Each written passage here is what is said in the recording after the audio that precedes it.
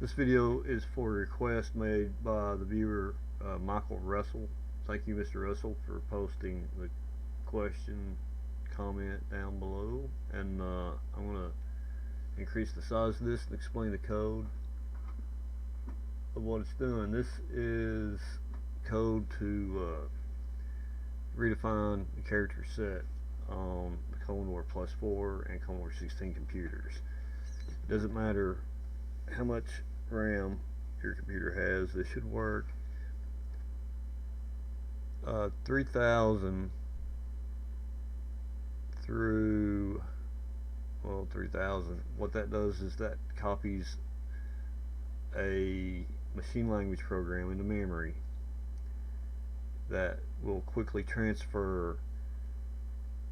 It will copy the character set from ROM to RAM, and then line 3010 3020 activates that character set, basically making the character set in RAM the de facto character set that the kernel will go to when it's updating the screen. Line 3030 is, and alright, line 3025 and line 3030, that basically just puts some custom characters into memory. And you can change the